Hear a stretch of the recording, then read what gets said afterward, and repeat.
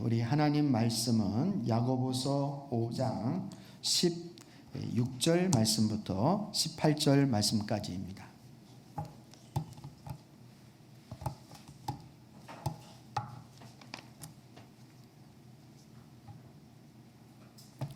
야고보서 5장 16절 말씀 제가 먼저 선독을 하도록 하겠습니다. 그러므로 여러분은 서로 죄를 고백하고 서로를 위하여 기도하십시오. 그러면 여러분은 낫게 될 것입니다. 의인이 간절히 비는 기도는 큰 효력을 냅니다.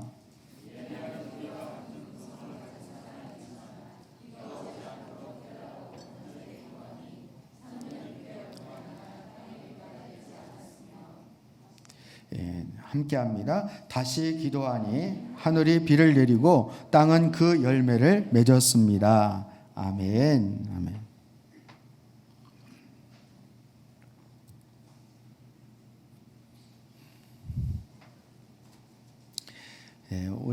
오늘은 제가 일부 예배 드릴 때 이렇게 기도하고 여기 피아노가 이렇게 눈에 들어왔어요. 근데 이 피아노에 이렇게 피아노 덮개라 그러나요? 이걸 뭐라 그러죠? 아무튼 이게 이제 시골 교회에 저희 시골 교회에 피아노 덮개를 누가 하셨나 봐요. 그런데 저희 어머님이 저희 교회가 생각이 나가지고 이렇게 같이 맞춘 거거든요. 근데 이 피아노도 저희 처음 개척했을 때 제가 섬기고 있던 부교육자로 섬기고 있던 교회 권사님들 몇 분이 이렇게 헌신을 해주신 거예요. 그래서 우리 교회가 자꾸 이렇게 옮겨져도 저 피아노를 이렇게 아직 멀쩡하긴 하지만 버릴 수가 없을 것 같아요, 앞으로도. 근데 이렇게 애정이 가는데 참 이렇게 하나님 앞에 작은 거 하나지만 이렇게 우리가 주님 앞에 드려진다는 것이 하나님 앞에 얼마나 소중하게 오랫동안 기억되어질 수 있는가라는 것을 다시 한번 생각하게 되었습니다. 저와 여러분도 이 시간도 하나님 앞에 그렇게 소중한 마음으로 드려진다는 마음으로 예배를 하나님 앞에 올려드릴 수 있는 우리 모두가 되었으면 좋겠습니다. 우리 6월 한 달은 하나님의 얼굴을 구하는 기도에 대해서 계속 살펴보고 있습니다. 제가 일부 예배 때는 우리 그동안 첫 주부터 네 주까지 한 설교 제목을 보지 않고 얘기할 수 있느냐 이렇게 했더니 우리 윤정이가 대답을 하더라고요. 그래서 제가 아이스크림을 준다고 그렇게 했습니다. 혹시 여러분 가운데에도 보지 않고 우리 그동안 설교 제목 첫 주부터 네 주까지 설교 제목 한번 말하실 수 있나요? 우리 현빈이나 시우나 있으면 벌써 일어나서 얘기를 했을 텐데 우리 어른분들은 이렇게 다 알고 계시는데 안 하시는 거죠? 우리 첫 주는 왜 기도해야 하나요? 두 번째는 회개 기도의 축복에 대해서, 세 번째는 시험을 이기는 기도에 대해서, 우리 지난주에는 기도와 하나님의 일하심에 대해서 우리 살펴보았습니다. 오늘은 역사하는 힘이 큰 기도에 대한 부분을 우리 말씀을 살펴보려고 합니다. 오늘 본문 말씀처럼 엘리야는 우리와 같은 본성을 가지고 있는 사람이지만 비가 오지 않게 해달라고 기도하니까 3년 6개월 동안 비가 오지 않고 다시 비가 오게 해달라고 기도하니까 땅에 비가 왔다고 오늘 17절 말씀에서 말씀을 하고 있습니다. 우리는 엘리야처럼 능력 있는 기도를 하고 싶어 합니다.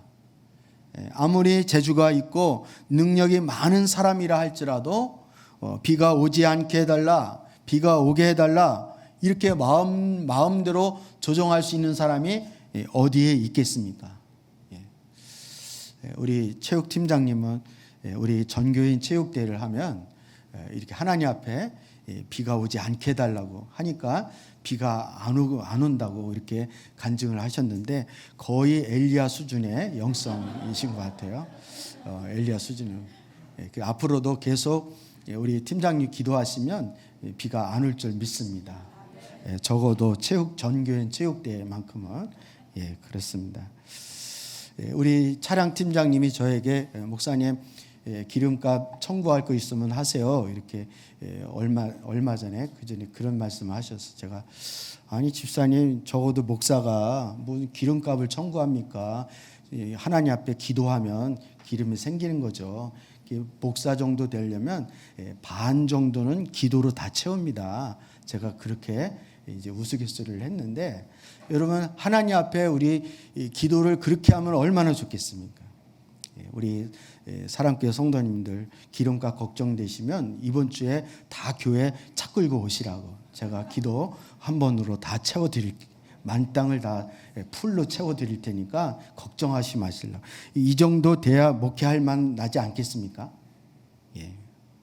우리가 한 번 기도하면 정말 천지가 개벽이 되어지지 않는다 할지라도 우리가 한계를 만났을 때 인생의 한계를 만났을 때 적어도 기적과 역사가 일어나는 그런 기도가 되어진다면 얼마나 좋겠습니까?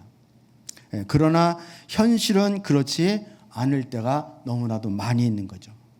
아무리 기도해도 우리 삶 가운데 기적과 이적이 일어나지 않는 것처럼 그렇게 여겨진다는 거예요. 여겨진다는 거예요. 그래서 여러분이 정말 기도하는 쪽쪽 하나님께서 다 들어주신다.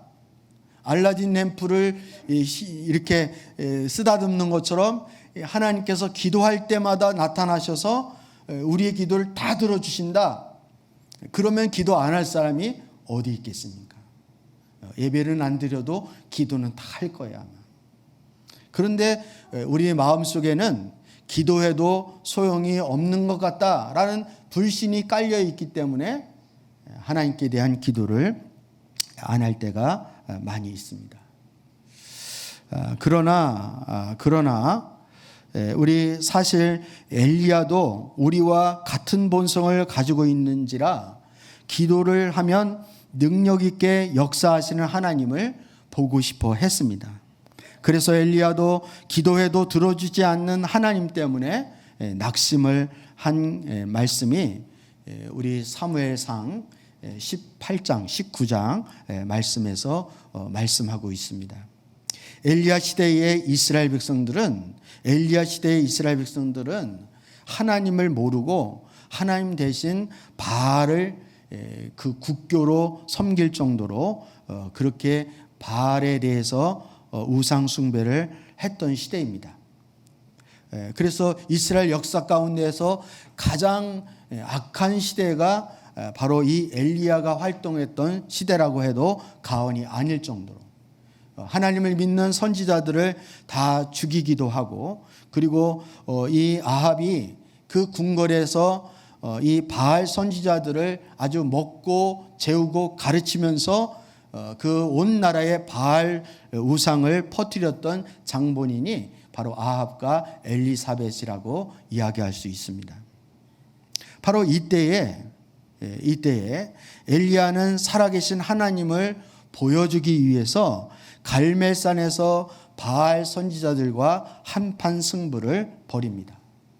그리고 우리가 잘 아는 바대로 그 갈멜산에서 하나님이 하늘에서 불을 내려주심으로 엘리야가 대승을 거두게 되어지죠. 그리고 그때 바알 선지자와 아세라 선지자들을 이제 모두 죽이는 그런 놀라운 역사를 이제 갈멜산에서 이루었습니다. 이때 엘리야의 마음은 야, 이제 하나님께서 드디어 일하기 시작하는구나. 하나님이 이 이스라엘을 완전히 뒤집어서 이 우상숭배 천지인 바알들을 다 제거하고 이제 하나님이 살아계심을 모든 만방에 떨치시고 보여주시겠구나 이렇게 생각을 했을 것입니다. 그러나 웬걸이요, 아합의 왕비인 이세벨인 엘리야를 반드시 죽이겠다고 맹세까지 하면서 사람을 심부름꾼을 엘리야에게 보냅니다. 이곳으로 낙심한 엘리야는 브엘세바 광야 노덴나무 아래에서 죽기를 하나님 앞에 청합니다. 지쳐있는 엘리야에게 천사는 돌로 구워낸 과자와 물을 마시게 하고 시내산으로 인도를 합니다. 시내산에 있을 때 주님께서 엘리야에게 말씀하십니다.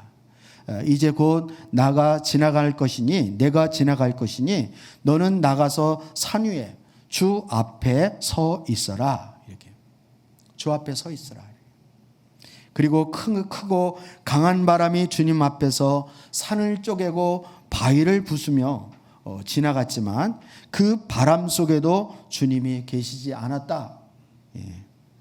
열왕기상 19장 11절에 그런 내용이 있습니다. 그리고 바람이 지나간 후에 바로 지진이 일어났습니다. 근데 그 지진 속에도 주님이 계시지 않았다고 말합니다. 그리고 지진이 지나간 다음에 또 불이 지나갔습니다. 불이 지났지만 그 불 속에도 주님께서 계시지 않았다는 것이죠. 여러분, 강한 바람이 지나가고 지진이 일어나고 불을 낸 것은 바로 엘리야의 심정을 그대로 표현한 것이라고 저는 성경을 그렇게 봅니다. 엘리야가 바로 바알 선지자들을 다 죽이고 그리고 이스라엘을 바알에서부터 완전히 쓸어버리고 확 뒤집고 싶은 그 물리적인 힘으로 완전히 바꾸어 버리고 싶은 그 엘리야의 심정을 그대로 표현한 것이 강한 바람이고 지진이고 불이라고 성경은 말씀하고 있는 거예요. 근데 그곳에 하나님이 역사하지 않는다는 거예요. 오히려 크고 부드럽고 조용한 소리가 들렸는데 그 부드럽고 조용한 소리에 주님이 계셨습니다. 그리고 주님께서 엘리야에게 말씀을 하시는 거예요. 내가 일을 이루는 것이 아니다. 이렇게. 하나님이 이미 다 이렇게 일할 일꾼들을 세워놓고 너만 남았다고 하는데 그렇지 않다. 바알에게 무릎 꿇지 않는 7,000명을 내가 남겨놓았다. 주님이 그렇게 말씀하시는 거예요. 엘리야의 기대대로 하나님의 역사가 일어나지 않는다 할지라도 오늘 야고보 사도는 기도에서 역사하시는 힘이 크다고 말씀하고 있습니다. 그가 말하는 것처럼 엘리야도 우리와 같은 본성을 가진 사람이지만 기도를 통하여 놀라운 하나님의 역사를 경험했다고 말씀하고 있는 것입니다. 우리는 내가 엘리야처럼 막 불을 내리고 강한 바람을 일으키고 지진을 일으켜서 그냥 확 다 뒤집어 버리고 그리고 하나님의 역사를 눈에 보이는 것처럼 그냥 화끈하게 일하고 싶은 것이 우리의 솔직한 심정입니다. 그렇게 기도하고 그렇게 기도해서 기도가 안 되어지면 하나님이 기도를 안 들어주신다 이렇게 생각을 하는 거예요. 하지만 하나님은 내가 원하는 것처럼 불 속에 계신 것도 아니고 지진 가운데 계신 것도 아니고 하나님 크고 강한 바람 가운데 계신 것이 아니라 부드럽고 조용한 목소리 가운데 계시는 것입니다. 즉 하나님은 우리의 원대로가 아니라 하나님의 계획과 뜻대로 여전히 조용하게 일하시는 분이에요. 그럼에도 불구하고 하나님은 기도하기를 원하신다, 원치 않으신다, 원하신다는 거예요. 엘리야가 하나님의 그 뜻을 받들어서 조용히 엘리야가 하나님 앞에 기도하게 되어질 때 하나님은 3년 반 동안 비가 그치게 했고 다시 엘리야를 통하여 기도하게 할 때 하나님은 비가 내리도록 역사했다는 거예요. 여러분 눈의 성과에 나타나는 뭐 뒤집거나 뭐 화끈하게 뭔가를 확 하지 않아도 여전히 하나님께서는 우리의 기도를 통하여 일하시는 하나님이라는 사실을 기억할 수 있기를 주님의 이름으로 축복합니다. 그렇다면 우리는 하나님께서 응답하시는 기도의 조건이 있다는 사실을 우리가 잘 모르기 때문에 우리는 왜 우리의 기도가 엘리야처럼 그런 기도의 역사가 일어나지 않을까 이렇게 궁금해하고 의문을 갖게 되는 것입니다. 그러면 하나님께서 응답하시는 기도의 조건이 무엇인지를 오늘 5가지를 통해서 우리는 알아보려고 하는 것입니다. 몇 가지라고요? 5가지. 이거 꼭 기억을 하셨으면 좋겠습니다. 먼저 예수님과의 온전한 관계가 능력 있는 기도를 만드는 것입니다. 하나님께서 응답하시는 기도의 가장 중요한 전제 조건은 예수님과의 온전한 관계를 맺는 것이다. 이렇게 말할 수 있습니다. 우리 요한복음 15장 7절 말씀을 우리 같이 한번 읽어보겠습니다. 시작. 너희가 내 안에 머물러 있고 내 말이 너희 안에 머물러 있으면 너희가 무엇을 구하든지 다 그대로 이루어질 것이다. 이렇게. 여러분 우리 잘 아는 포도나무 비유죠. 포도나무가 나무의 가지가 포도나무에 붙어 있으면 열매를 맺는다는 거예요. 그것처럼 내 말이 내가 너희 안에 머물러 있고 내 말이 너희 안에 머물러 있으면 너희가 무엇을 구하든지 다 그대로 이루어질 것이다. 이렇게 말씀하고 있습니다. 하나님께서 그리스도인들이 무엇이든지 원하는 대로 구하면 이루어 주시겠다고 약속을 해 주셨습니다. 우리가 예수님의 이름으로 기도한다는 것은 예수님의 인격에 합당한 기도를 드린다는 것을 의미하는 것입니다. 그리고 우리가 예수님 안에 거하고 그분의 말씀이 우리 안에 거한다는 것은 예수님과 온전한 하나된 관계가 되었다는 것을 의미하고 있는 것입니다. 곧 내 마음이 예수님의 마음과 같은 상태가 된다는 것을 뜻하는 것입니다. 바른 관계 속에서 바른 기도가 나오는 거예요. 그러므로 우리가 기도할 때 가장 중요하게 점검해 보아야 할 것은 예수님과의 관계라는 사실을 여러분 꼭 기억할 수 있기를 주님의 이름으로 축복합니다. 이 주님과의 관계가 온전히 회복되어지지 않으면 기도가 제대로 되어지는 게 아니에요. 여러분 이제 이번 주에는 우리 시편 말씀을 묵상을 하지만 우리 계속 히브리서 말씀 살펴보았잖아요. 히브리서 말씀의 핵심은 무엇입니까? 예수님에게 초점을 맞추라는 거예요. 예수님 생각하고 예수님 바라보라는 거예요. 아무리 시험이 있다 하더라도, 아무리 환경과 여건이 나쁘고 핍박 가운데 있다 하더라도 초대교회 성도들이 신앙의 초점을 예수님께 맞추고 그 예수님과 인격적인 온전한 관계가 되어지면 어떤 시험도 이길 수 있다 없다? 있다라는 것입니다. 환경이 문제가 아니에요. 사람의 문제가 아닙니다. 여러분 우리는 환경 때문이고 돈이 없어서 그렇고 누구 때문이다. 자꾸 사람에게 초점을 맞추는 경향이 있어요. 이러면 시험에서 벗어날 길이 없습니다. 시험을 이길 수가 없어요. 초점을 하나님께 맞추는 거예요. 하나님께. 여러분 한번 옆에 사람을 보십시오. 완전해 보여요? 불쌍해 보여요? 우리는 다 너나 할 것 없이 참 하나님 앞에 불쌍한 존재예요. 연약한 존재예요. 주님의 은혜가 아니면 살아갈 수 없는 존재. 뭘 그렇게 사람에게 의지합니까? 목을 맵니까? 사람의 도울 힘이 없는 인생을 뭐 하지 말라 그래요? 의지하지 말라 그래요. 여러분 하나님 예수님께 초점을 맞추셔야 돼요. 그래야 거기에 소망이 있고 거기에 살 길이 있고 그것이 바로 시험을 이길 수 있는 세상을 이길 수 있는 능력이 된다는 사실을 기억할 수 있기를 주님의 이름으로 축복합니다. 바라본다는 것은 주님을 따라가라는 얘기고 주님의 마음에 그 주님의 마음에 합하라는 것이고 주님과 온전한 관계 하나된 관계로 여러분 주님 안에 거하라는 그런 의미가 담겨져 있는 것입니다. 이런 상태가 되어질 때 무엇이든지 구하면 너희가 무엇을 구하든지 다 그대로 이루어질 것이다. 이렇게 말씀하고 있는 것입니다.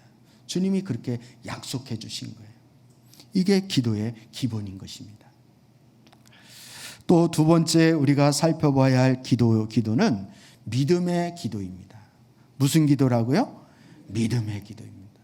여러분 야고보서 1장 6절 말씀을 한번 보겠습니다. 야고보서 1장 6절 시작. 조금도 의심하지 말고 믿고 구해야 합니다. 의심하는 사람은 마치 바람에 밀려서 출렁이는 바다 물결과 같습니다. 이렇게. 의심하는 사람은 바람에 밀려서 출렁이는 바다 물결과 같다고 했습니다. 오랜 시간 기도해도 하나님께서 역사할 수 없는 기도가 있고, 기도 시간이 짧지만 하나님께서 역사하는 기도가 있습니다. 만약 열심히 기도했지만 어떤 문제에 대해서 여전히 염려한다면 우리는 믿음을 가지고 기도하는 것이다, 이렇게 말할 수가 없을 것입니다. 우리 히브리서 말씀 살펴볼 때 믿음에 대한 부분을 많이 강조를 했죠. 강조했습니다. 분명히 했어요. 믿음에 대한 부분. 저는 우리 사랑교회 성도님들이 믿음에 대한 것만큼은 아주 깊은 체험과 이해력이 좀 이렇게 깊었으면 좋겠다, 이런 바람이 있습니다. 왜냐하면 의인은 오직 뭐로 말미암아 살기 때문에요? 믿음으로 살기 때문에. 여러분, 믿음으로 살아요. 그래서 히브리서 기자도 초대교회 성도들의 상황을 보면 얼마든지 이해가 돼요, 안 돼요? 이해돼요. 저들이 얼마나 힘들었으면 그렇게 흔들리겠습니까? 그것도 그럴 만한 것이 예수를 믿는다는 이유 때문에 감옥에 갇히기도 하고 매를 맞기도 하고 재산이 몰수당하기도 하고, 그리고 가족 중에 누군가가 순교당하기도 하는, 그런데도 환경은 열릴 기미가 안 보이는 거예요. 여전히 핍박 가운데 있는 거예요. 여러분, 이런 날이 뭐 얼마를 버티면 이제 지나갈 거다, 이렇게 보장된 것도 아니고 한도 끝도 없을 것처럼 느껴지는, 마치 터널 속에 들어와 있는 것처럼 그렇게 느껴지는 그런 심정을 우리는 얼마든지 이해할 수 있을 것입니다.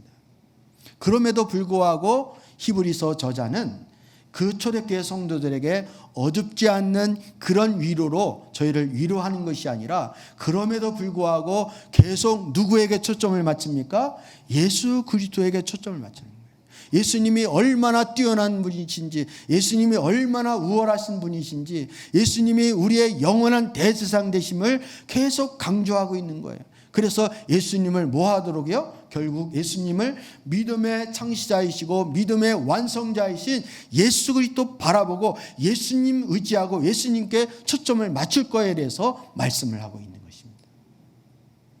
그러니까 이 히브리서 저자는 이 믿음이 세상을 이기는 믿음이라고 그러고, 세상이 감당치 못하는 믿음이라고 그렇게 말씀하고 있는 것입니다. 저와 여러분도 우리가 기도 응답받는 그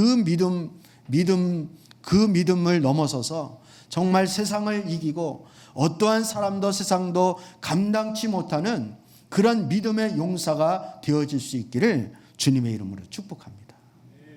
근데 반대로 광야에 있는 이스라엘 백성들은 어땠습니까? 저들은 먹을 것이 떨어지고 물이 떨어지고 상황과 환경이 어려워지면 금방 하나님 앞에 원망과 불평을 했습니다. 원불교 신자가 된 거예요. 원불교. 들어보셨어요? 원불교? 원망하고 불평하고 교만하다 그래서 원불교입니다. 원불교. 여러분, 우리도 똑같아요. 우리 입술에서 원망과 불평과 염려, 근심, 이런 것들이 자꾸만 거론이 되어지면 내가 뭐가 지금 약해져 있다? 믿음이 약해져 있구나라는 것에 대해서 여러분 점검을 하면 여러분 거의 100% 맞습니다. 우리가 염려한다는 것은 사실은 주님과의 관계가 온전하지 않다는 증거이고, 우리가 기도하면서도 염려하고 근심한다는 것은 사실 하나님을 무시하는 행위예요. 하나님을 무시하는. 저도 운전할 때 저희 아내가 옆에 타면서 뭐 거리가 가깝니, 뭐 속도가 뭐 낮느니 뭐 이러면 사실 기분이 안 좋아요. 왜 안 좋으냐? 그 잔소리가 듣기 싫어서가 아니라 저를 믿지 못한다는 것 때문에 그게 기분이 안 좋은 거예요. 우리 남자들은 그렇습니다. 안 그런가요? 남자들이여 일어서라. 그래서 그냥 이렇게 믿거니 하고 그냥 내어 맡기면 더 잘해요. 자꾸 잔소리하면 더 못해요. 아멘? 왜 자매님들 아멘을 안 하세요? 하나님은 똑같아요. 우리는 그래도 실수를 하는 사람이잖아요. 근데 하나님은 실수가 없으신 분이에요. 하나님에 대해서 불안해하고 염려한다는 것은 사실은 하나님을 뭐하지 못한다는 뜻이에요? 믿지 못한다는 뜻이에요. 이거는 하나님을 무시하는 행위라는 사실을 우리는 기억을 해야 됩니다. 여러분, 하나님을 무시하면서 하나님을 진노케 하면서 기도 응답이 되리라고 생각하는 것이 이게 잘못된 것이 아닙니까? 기도를 해도 그래서 우리는 믿음으로 해야 되는 거예요. 하나님 그렇게 지금 상황이나 돌아가는 걸 보니까 하나도 될 것 같지가 않습니다. 그렇지만 하나님의 능력을 믿고 주님의 선하심을 의지하기 때문에, 그것을 신뢰하기 때문에 저는 되어질 줄 믿습니다. 그래서 염려하지 않습니다. 근심하지 않습니다. 담대함으로 주님의 때를 기다립니다. 기도하면서 기다리겠습니다. 이런 마음의 자세가 저와 여러분에게 있어야 하는 거예요. 제가 언제 병원에 어떤 우리 성도님이 신방을 갔더니 진료실 앞에서 막 실랭이가 벌어지는 거예요. 어떤 할아버지가 의사 선생님한테 막 삿대질을 하면서 이 젊은 것이 뭘 안다고, 내 몸은 내가 더 잘 알아, 뭐 이러면서 막 화를 막 내시더라고요. 여러분, 이 환자가 아무리 의사 선생님이 젊다 하더라도 환자가 자신의 경험만 의지하고 의사를 무시하고 의사를 못 믿어하면 어떻게 병을 고칠 수 있겠습니까? 병을 고치겠어요. 여러분, 이거는 이제 우리 영적인 것도 똑같은 거예요. 영적인 것도. 여러분, 신방을 가서 목회자가 예배를 드리면서 말씀으로 권면을 하면 성도님들은 어떻게 해야 돼요? 그걸 신뢰하셔야 돼요. 에이, 목사님은 맨날 그래. 그 소리 뻔해. 내 그럴 줄 알았어. 이러면서 신방한 거나 안 한 거나 똑같으면 그게 무슨 효과가 있겠느냐. 설령 목사가 사기치러 왔다 하더라도 그거를 믿으면 하나님께서 해결해 주실 줄 믿습니다. 근데 어떤 목사가 사기치러 성도에게 가겠습니까?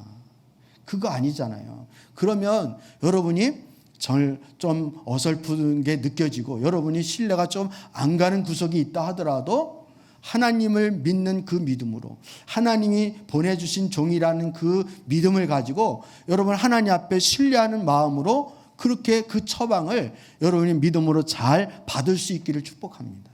이 믿음과, 다음이 이제 순종 이야기인데, 이 믿음과 순종은 다 연결이 되어 있는 거예요. 믿음과 순종만 연결되어지는 것이 아니라 예수님과의 관계도 다 연결이 되는 거예요. 예수님과의 온전한 관계가 되어지면 믿음이 자동적으로 생기게 되어지고, 믿음이 생기면 순종이 되어지는 거죠. 이렇게 물을 흐르듯이 이렇게 흐르게 되어지는 것입니다. 아무리 권면을 해도 정말 그 권면이 정말 바늘구멍 하나 들어가지 않을 정도로 전혀 받아들이지 않는다. 그러면 그 영혼을 회복시킬 수가 없는 거예요. 아무리 의사 선생님이 처방을 내리고 약을 처방을 해도 그 환자가 의사 선생님을 신뢰하지 않고 그 순종하지 않으면은, 그 약을 먹지 않으면 백약이 무효한 거예요. 그거나 똑같은 것입니다. 여러분, 그런 마음으로 하나님께 나아갈 수 있는 하나님의 자녀가 되었으면 좋겠습니다. 예수님께서 우리와 함께 계신다는 것을 믿으면 어떠한 상황에서도 염려하지 않는 것입니다.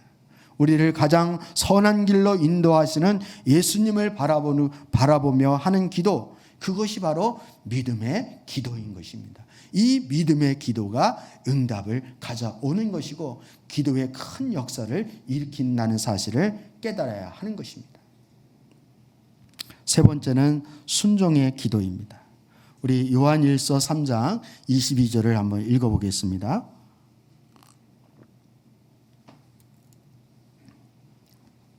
시작. 우리가 구하는 것은 무엇이든지 하나님에게서 받을 것입니다. 우리가 하나님께서 기뻐하시는 일을 하기 때문입니다. 우리가 하나님의 계명을 지키고 하나님께서 기뻐하시는 일을 하기 때문에 무엇이든지 구하면 하나님께서 그 구하는 것을 받아주신다는 거예요. 예. 아멘입니까, 여러분?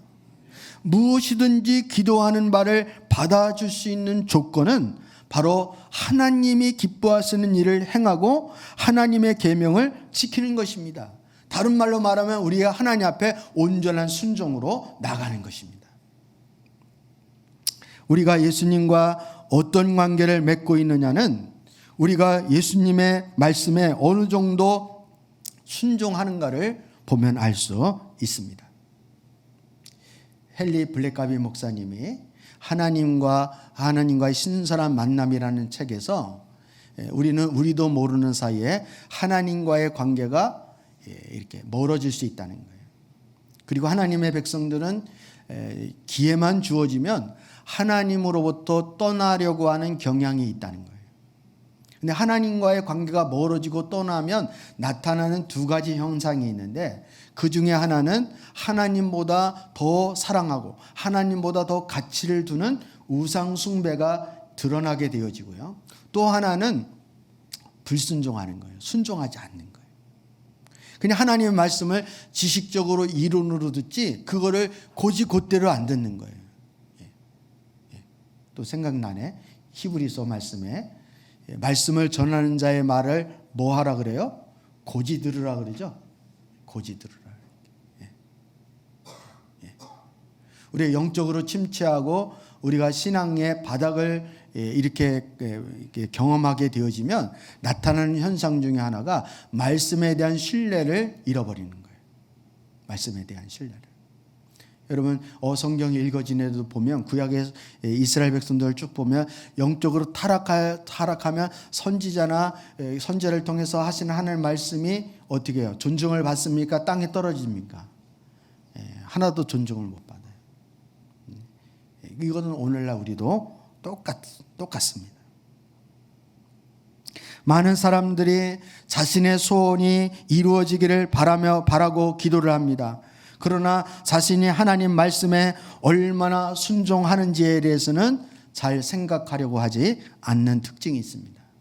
많은 그리스도인들이 용서하라, 사랑하라, 하나 되어라, 기뻐하라, 감사하라, 전도하라. 처음 들어보시죠? 이거 우리 잘 아는 말씀 아닙니까? 어떤 분들은 내가 하나님의 뜻을 잘 몰라서 순종을 못하는 거지, 하나님 나에게 말씀만 하시면 나는 얼마든지 순종할 자세가 돼 있어, 나는 그런 믿음이야, 이렇게 생각하시는 분도 있을지 모르겠어요. 그렇지만 하나님은 이미 성경 말씀을 통하여 주의 종을 통하여 하나님 수없이 우리에게 말씀하고 있다는 사실을 우리는 기억을 해야 합니다.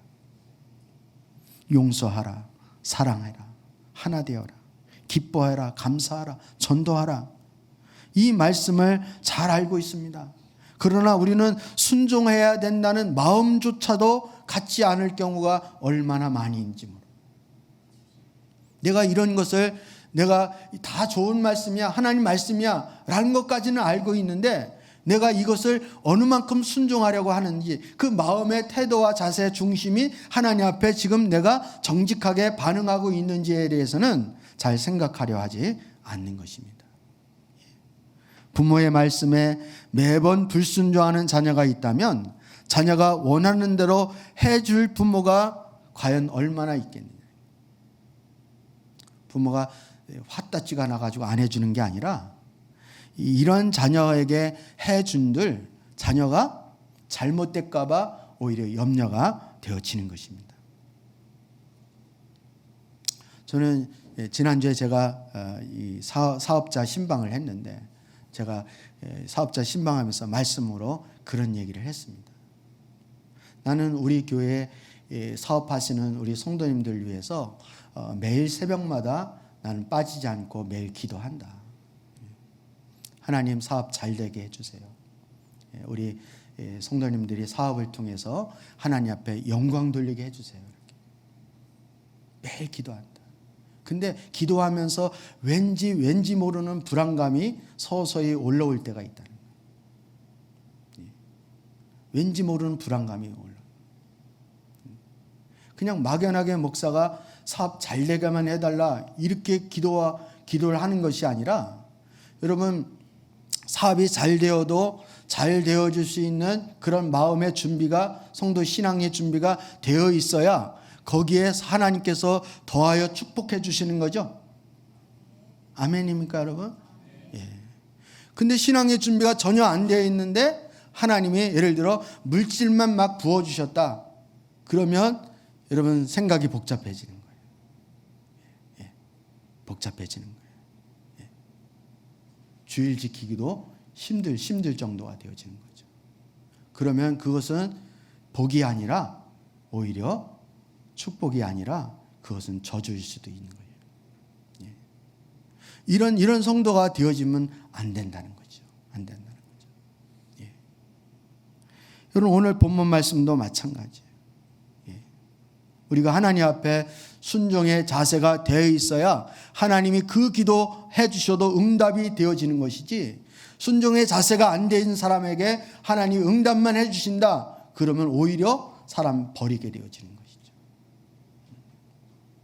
저는 우리 사업하는 우리 성도님들이 이제 사업에 성공 안 해도 먼저 믿음으로 하나님 앞에 성공할 수 있기를 축복합니다.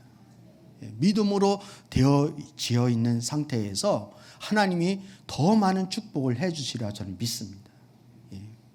제가 얼마 전에도 말씀을 드렸듯이 뉴스에 봤는데 로또 복권 당첨한 사람이 정가 10범이고 좀도둑이 되었다는 거예요. 1년에 17억을 썼다는 거예요. 아, 참. 1년에 17억을 그냥 다 어떻게 허비했는지 참 저는 그게 궁금해요. 그런데 이제 그리고 지금은 이제 좀도둑으로 전락하고 정가 10범이 됐다는 거예요. 이 사람은 차라리 로또 복권에 당첨 안 된 게 축복이에요. 로또 복권에 당첨된 것이 불행인 거죠. 예. 여러분 이만큼 우리 하나님의 사람은 우리 금요 기도회 때도 살펴보았듯이 우리가 하나님으로 인하여 예수 그리스도의 피로 인하여 새로운 피조물이 되어지고 하나님의 백성이 되어졌으면 이제 우리의 삶 자체도 새로운 삶으로 바뀌어져야 하는 거예요. 우리가 공급되어지는 것도 그냥 무조건 편안하면 되고 무조건 돈 많이 벌면 되고 건강하면 되는 것이 아니라 우리는 하나님이 공급해 주시는 공급으로 살아갈 수 있는 자가 하나님의 백성이고 하나님의 자녀인 줄 믿습니다. 따라서 우리의 신앙이 정말 하나님 앞에 어떠한 주님의 말씀 앞에서도 순종의 자세가 내가 되어 있습니다. 이런 자질을 먼저 갖출 수 있는 저와 여러분 되었으면 좋겠습니다. 그러면 하나님이 그런 기도를 하나님이 응답해 주시고 그런 기도에 관심을 가져 주실 것에 대해서 말씀을 하고 있는 것입니다. 네 번째는 의인의 기도입니다. 의인의 기도. 우리 야고보서 5장 16절 오늘 본문 말씀인데요. 우리 다시 한번 읽어보도록 하겠습니다. 시작. 그러므로 여러분은 서로 죄를 고백하고 서로를 위하여 기도하십시오. 그러면 여러분은 낫게 될 것입니다. 의인이 간절히 비는 기도는 큰 효력을 냅니다. 야고보 사도는 의인의 기도가 큰 효력을 낸다는 거예요. 오늘 말씀의 핵심은 바로 이것입니다. 저와 여러분의 기도가 의인의 기도가 되어질 수 있기를 주님의 이름으로 축복합니다. 우리가 어떻게 의로워졌습니까? 내 행위로 의로워졌습니까? 아니면 내 공로로 의로워졌습니까? 아닙니다. 예수 그리스도의 그 보혈의 피의 공로에 힘입어서 저와 여러분이 의로워졌다는 거예요. 따라서 우리는 하나님 앞에 자랑할 것이 있다고요, 없다고요? 없습니다. 하나님 앞에 우리는 겸손한 자세로 하나님의 전적인 은혜로 말미암아 의로워졌다는 그 인식, 그 마음의 자세를 가져야 하는 거예요. 초대교회의 기도의 역사가 강하게 일어난 것은 그들이 기도가 의인의 기도였기 때문이다. 의인이라는 것은 예수님과의 온전한 관계를 맺고 있는 사람을 말할 뿐만 아니라 전적으로 십자가의 공로를 의지하는 믿음을 이야기하는 것입니다. 의인의 기도는 역사하는 힘이 크다고 말씀합니다. 죄는 예수님과의 관계를 가로막고 기도를 무용지물로 만들어 버리는 것이 바로 죄의 특징이라는 사실을 기억을 해야 하는 것입니다. 여러분, 우리 금요 기도회 때 6월절 그 양식을 먹을 때 뭐를 먹으라 그러죠? 양고기를 먹고 또 뭐를 먹으라 그러죠? 무교병을 먹고 쓴나물 먹으라 그러죠? 무교병은 뭐를 의미하는 겁니까? 누룩이 들어가지 않는 빵을 무교병이라 그러는 거예요. 우리 교회 성찬식 할 때 여러분 무교병 드시는 거예요. 비스켓 드시는 게 아니라. 왜 우리 교회는, 왜 다른 교회는 빵을 가지고 성찬식을 하는데 우리 교회는 왜 비스켓을 줘서 먹을 때 오도독 이렇게 소리가 나게 하느냐고. 이렇게. 그거는 비스켓을 드린 게 아니라 여러분 무교병, 누룩이 이렇게 이스트라 그러죠. 부풀게 하는 거. 근데 왜 이스트를 넣지 않고 무교병을 먹으라 그랬을까요? 거기에 하나님 교훈이 들어있는 거예요. 이 누룩은 뭐를 가르쳐 주는 거예요? 죄를 가르쳐 주는 거예요. 죄는 이렇게 계속 부풀게 합니다. 여러분, 시험 든 성도 계속 만나잖아요. 그러면 내가 거기에 동화가 돼. 이렇게. 나도 같이 시험 들어. 이렇게. 따를 때는 같이 하나 안 되는데 꼭 그 시험 들 때는 꼭 하나가 되어지는, 그렇게 되어집니다. 여러분. 그렇게 영향을 받는 거예요. 그래서 하나님은 그거를 아시기 때문에 너희가 철저하게 너희 삶 가운데서 죄와 뭐 하라는 거예요? 구별되어지라는 거예요. 거룩한 삶을 살아가는 거예요. 혹여 죄가 있다 할지라도 오늘 본문 말씀처럼 그 죄를 서로 고백하고 서로를 위해서 기도하라는 거예요. 그래서 구별된 삶을 사는 거예요. 이게 의인된 삶이라는 것입니다.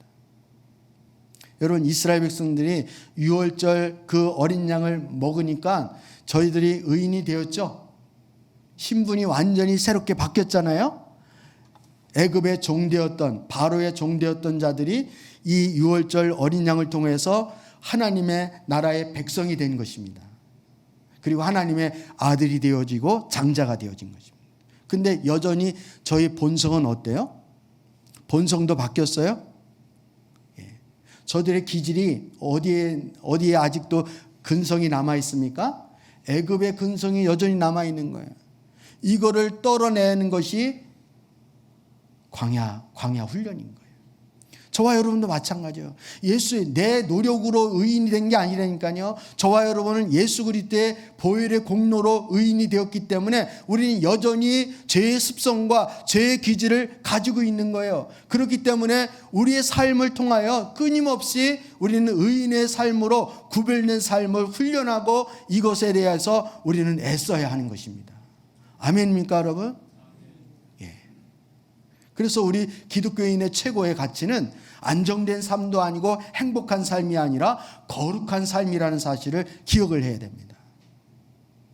왜 여기서 아멘을 안 하시는 거예요? 여러분, 어제보다 오늘이 더 거룩해야 되고 작년보다 오늘이 더 구별된 삶으로 내가 점점 나가고 있는가를 우리는 봐야 되는 거예요.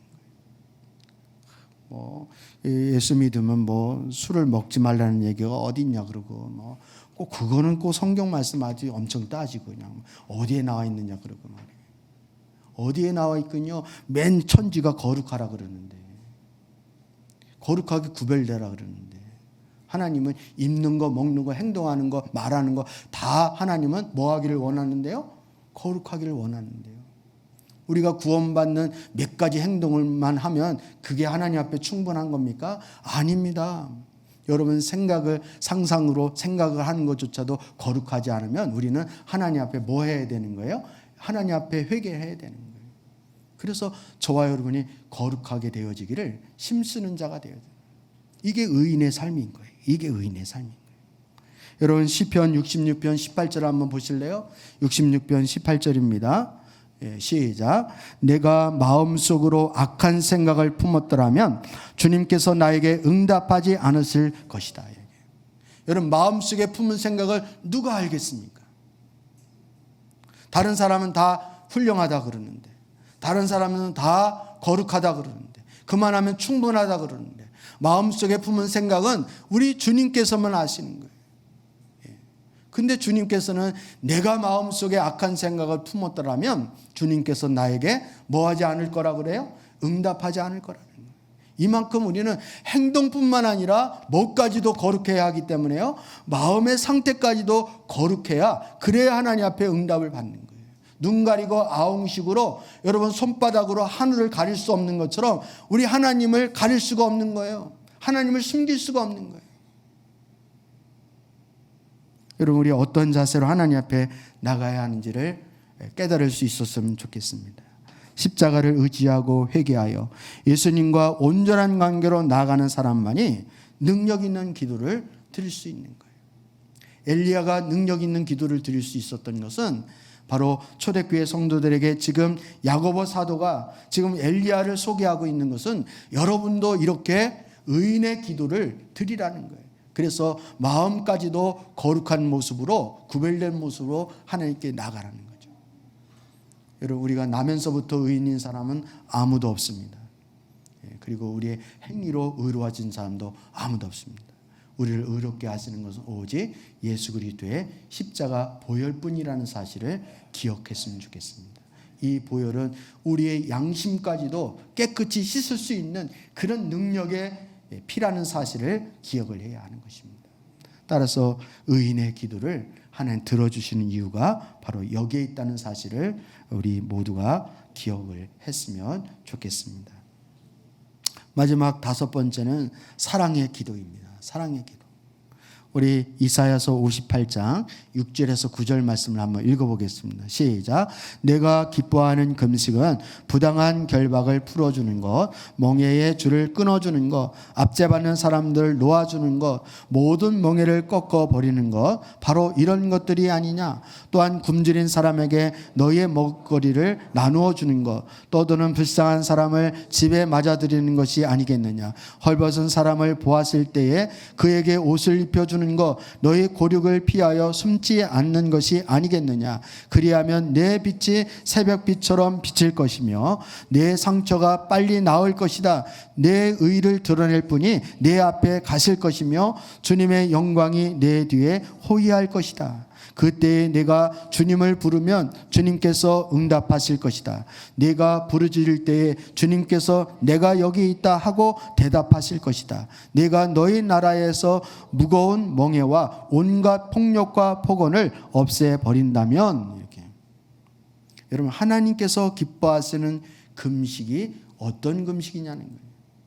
여러분, 금식을 왜 하겠어요? 기도 응답 받으려고 하는 거죠?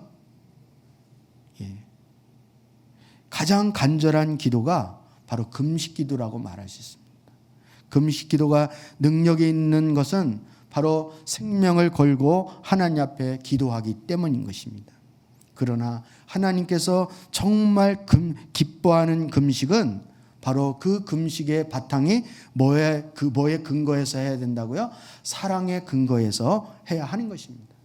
다른 사람들과 바른 관계를 맺고 그리고 나누고 베풀고 이렇게 다른 사람에게 헐벗은 거, 그리고 그에게 옷을 입혀주고 어려운 고륙을 피하여 숨지 않고 그리고 그들에게 베풀고 나누는 그런 사랑을 하는 그런 진정한 그런 삶이 밑바탕이 되어질 때 그 금식이 능력 있는 금식이 되어진다는 거예요. 그리고 하나님의 기뻐하시는 금식이 되어질 것을 말씀하고 있는 것입니다. 사랑하는 성도 여러분, 저와 여러분이 저도 설교를 해도 그냥 여러분을 막 야단치듯이 책망하듯이 그렇게 하는 것이 아니라 정말 우리 사랑하는 우리 사랑교회 지체들이 정말 잘 되기를 원해서 그런 사랑하는 마음으로 설교해야 됩니다. 그렇게 하려고 저는 애를 쓰는데 그런 모습이 설령 조금이라도 빗나가는 모습이 보인다면 여러분 저를 위해서 기도해 주십시오. 제가 아까 사업하시는 분들 위해서도 이렇게 이야기할 수 있는 것은 제가 매일 기도하기 때문에 저는 그 정도 얘기할 자격이 있어요. 그리고 제가 괜히 그렇게 하는 게 아니라 사랑하는 마음 때문에 하는 거예요. 어떨 때는 우리 성도님들에게 책망하는 것처럼 그런 뉘앙스로 들린다 할지라도 제 마음은 전혀 그런 마음이 아니에요. 우리 성도님들이 잘 되기를 바라는 마음에서, 사랑하는 마음에서 한다는 사실을 꼭 기억할 수 있었으면 좋겠습니다. 우리 목자 되시는 분들, 우리 교사 선생님들, 우리 또 다른 지체들을 살피는 우리 지체들도 그런 사랑하는 마음에서 권면하고 기도하고 위로할 수 있는 우리 모두가 되었으면 좋겠습니다. 하나님 이것을 기뻐하신다고 말씀하고 이러한 기도를 하나님께서 들어주신다고 말씀하기 때문에 그래요. 오늘 9절 말씀을 다시 한번 보십시오. 그때 우리가 사랑할 때 내가 주님을 부르면 주님께서 응답하실 것이다. 내가 부르실 때에 주님께서 내가 여기 있다 하고 대답할 것이다. 주님이 속히 내가 여기 있다 이렇게 말할 정도로 주님이 속히 그런 마음을 가지고 할 때 응답해 주신다고 약속해 주셨습니다. 우리는 지금까지 이 능력 있는 기도의 요건 5가지를 살펴봤습니다. 첫째 뭐라고요? 예수님과의 관계. 두 번째는요, 믿음의 기도.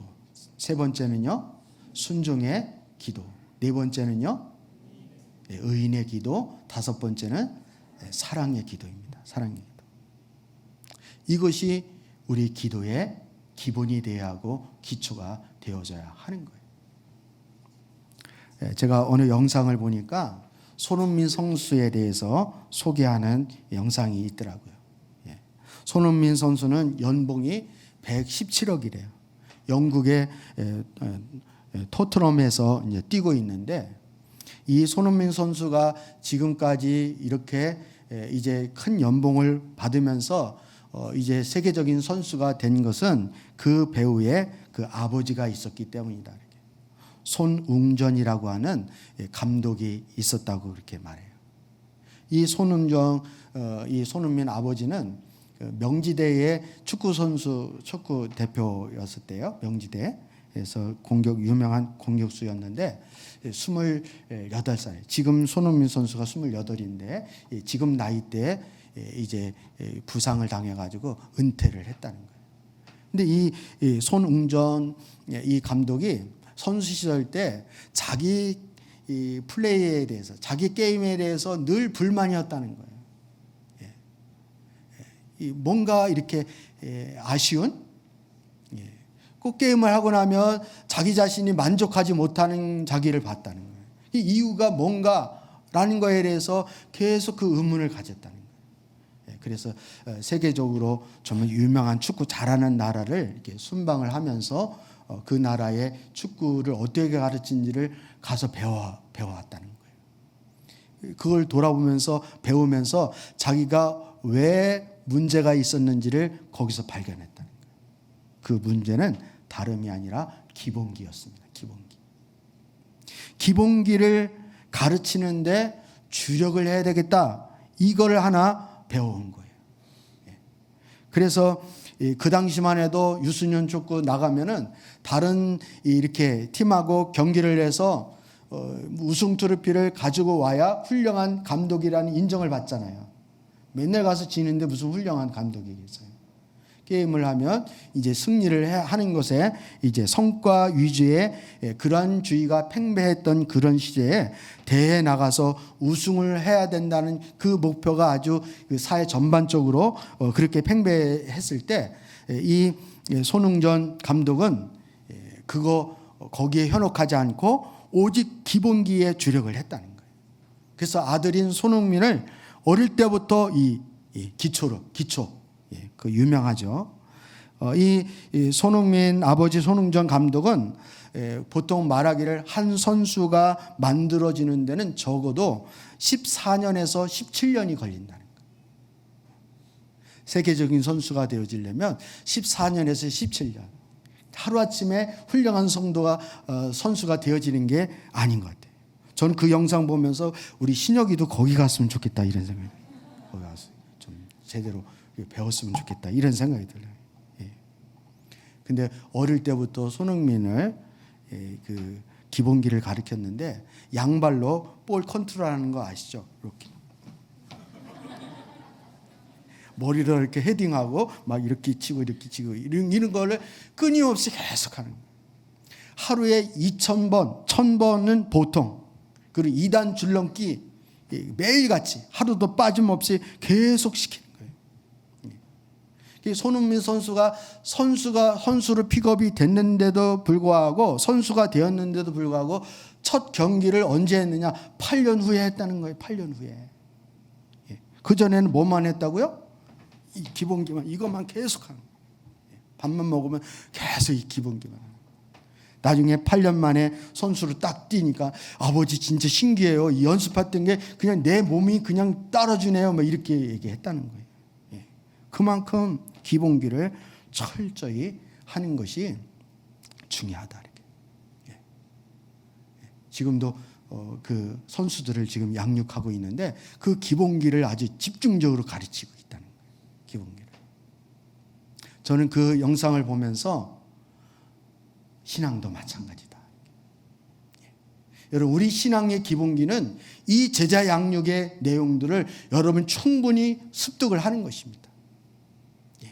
한번 뭐 제자 양육 공부했다 이거 가지고 안 됩니다. 여러분 몸에 배일 때까지 계속 하셔야 돼요. 제자 양육 계속 하셔야 돼요. 그래서 여러분이 기본기가 튼튼해야 신앙이 그때부터 어느 시점이 되어지면 쭉쭉 자라지고 내 기량을 마음껏 이제 뽐낼 수 있는 그런 날이 오는 거예요. 그러면 신앙의 기본기는 제자 양육인데 기도의 기본기는 뭐냐? 오늘 이 5가지입니다. 5가지. 이 5가지를 매일 우리에게 적용해보고 매일 이것을 우리가 점검을 하는 것입니다. 내가 이 기본기가 되어 있는가?